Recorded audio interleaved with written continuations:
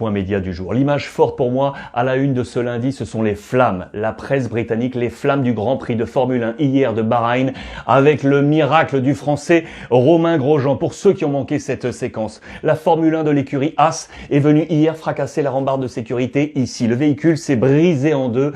Le Français s'est retrouvé bloqué ici, derrière, durant 28 secondes, les amis. 28 secondes au cœur des flammes avant d'en sortir tel un miraculé, aidé par l'ensemble du service de sécurité, bien entendu. Le Français, il est là, blessé, brûlé, mais en vie. Sain et sauf, il a tenu à saluer sur l'ensemble des réseaux sociaux ce service de sécurité et donc ce miracle à la une au cœur des flammes. J'ai choisi cette presse anglaise parce qu'il y a un autre homme dont je voulais parler ce lundi matin, c'est Edinson Cavani. Le joueur de Manchester United, l'ancien parisien. Manchester était mené par Southampton avant de s'imposer 3-2 avec Edinson Cavani, auteur d'un doublé.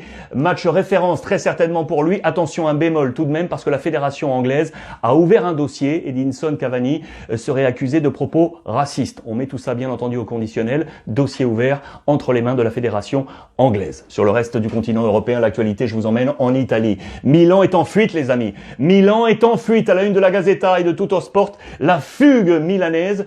Plus 5 sur l'Inter Milan, plus 5 sur Sassuolo, plus 6 sur la Juve de Pirlo qui est toujours en stand-by. La Juve n'a pas démarré, n'a pas lancé encore cette saison. Victoire hier de Milan 2-0 face à la Fiorentina de Franck Ribéry, toujours sans Zlatan Ibrahimovic blessé. C'est dire si Milan a des ressources, si Milan marche bien. Regardez les temps de passage, c'est très simple. Depuis que la victoire est à 3 points, voici les 5 meilleurs démarrages de l'AC Milan après 9 journées. Regardez, c'est tout simplement le meilleur avec 23 points. Les gros derrière sont donc à la chasse, à commencer par l'Inter d'Antonio Conte qui a bien réagi après la défaite en Ligue des Champions la semaine passée. Victoire ce week-end. Conte compte à la rescousse sur ses caciques. On a du Lautaro, on a du Handanovic, on a du Lukaku, on a du Vidal. Les noms sont là cités. Ils doivent tenir cette équipe. La bonne nouvelle pour Conte, elle est là. C'est que Brozovic est de retour. Deuxième tampon, deuxième test négatif à la Covid. Il est de retour. Côté Juventus Turin,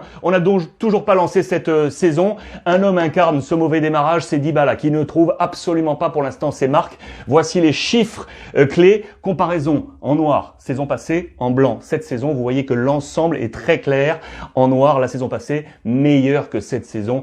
Incarnation du mauvais démarrage Dybala et de la Juventus de Turin. Merci à mon copain Issam Bouzerouata qui sur Twitter m'a envoyé les pages intérieures de Kicker avec à la une le français Marcus Thuram du Borussia Mönchengladbach qui s'est imposé ce week-end face à la formation de Schalke. Très bon papier en page intérieure avec un entretien et au passage Robert Pires qui s'expose et qui s'exprime sur Marcus Thuram. Je voulais vous montrer parce que le Bayern Munich s'est imposé face à Stuttgart 3-1 avec un Français là aussi très bon, Cocorico pour Kingsley Coman qui a hérité d'un 2/5. Plus la note est basse, plus elle est meilleure. Je vous le rappelle, en Allemagne, c'est l'inverse que dans les autres pays européens. Et du coup, Coman, il est dans le 11 type de cette semaine. Il est là, regardez, c'est à noter. Très belle performance pour lui. Voilà qui est une bonne nouvelle pour le football français. Et ce n'est pas la seule, vous allez voir.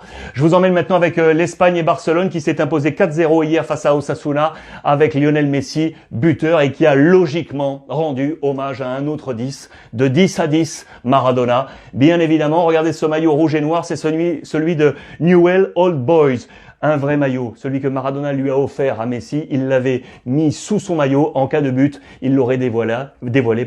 C'est ce qu'il s'est passé et il a dévoilé ce numéro 10, c'est absolument dans toute la presse, également la presse catalane, regardez, Sport et Mundo Deportivo. Mon Dieu, le Dios de Maradona et le Amen à la une du Mundo Deportivo. Le Barça qui s'est bien présenté, la formation de Koeman, je tenais à le saluer parce que il y a eu plusieurs choses très très intéressantes avec des blessures, vous le savez, notamment en défense.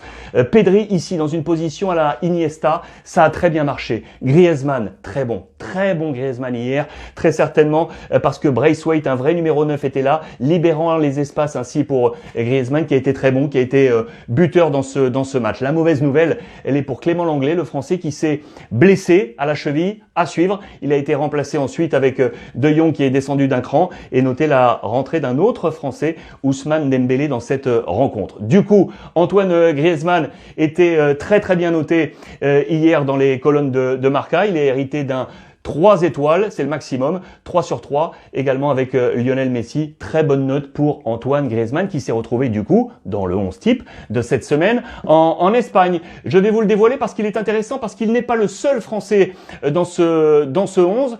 Regardez, il y a également... voilà, je vais y venir et vous allez comprendre pourquoi je vous montre du Thomas Lemar. Il y a Koundé, le défenseur central de Séville, le jeune, le défenseur central d'Alaves, 100% tricolore, victoire face au Real Madrid. Il y a donc Thomas Lemar ici, je vais y revenir, et donc Antoine Griezmann dans cette position. Lemar, les amis, Lemar est en train de trouver, ça y est, la cadence avec l'Atlético Madrid dans les plans del Cholo Simeone, el regreso, le retour de Lemar, l'optimisme, les arguments, les motifs d'optimisme pour Thomas Lemar. Cocorico ce week-end pour le football français. Sauf pour Zizou. Le Real Madrid a donc été battu par Alaves à domicile. On est en opération survie. Opération survie maintenant pour le Real Madrid avec de nombreuses blessures. Vous le savez, il y a du Ramos, il y a du Karim Benzema qui sera pour autant de retour cette semaine pour la Ligue des Champions. Et surtout, Eden Hazard. Eden Hazard est de nouveau tombé. Il est sorti après 20 bonnes minutes, 24, 25, 26 minutes face à Alaves. C'est musculaire, de nouveau. Il va être absent pour le match de Ligue des Champions et on s'interroge énormément à Madrid sur Eden Hazard. Allons-nous retrouver Hazard version Chelsea? Affaire à suivre. Voilà les amis pour l'ensemble des titres ce matin. J'espère que cela vous aura apporté. Désolé encore de ce petit retard. Hier, on a terminé tard avec le club du dimanche. Merci une nouvelle fois de votre fidélité d'ailleurs. Vous étiez très nombreux hier soir pour le CDD et je m'en réjouis. Profitez des vôtres comme tous les jours les amis et on se retrouve sur l'ensemble des réseaux sociaux.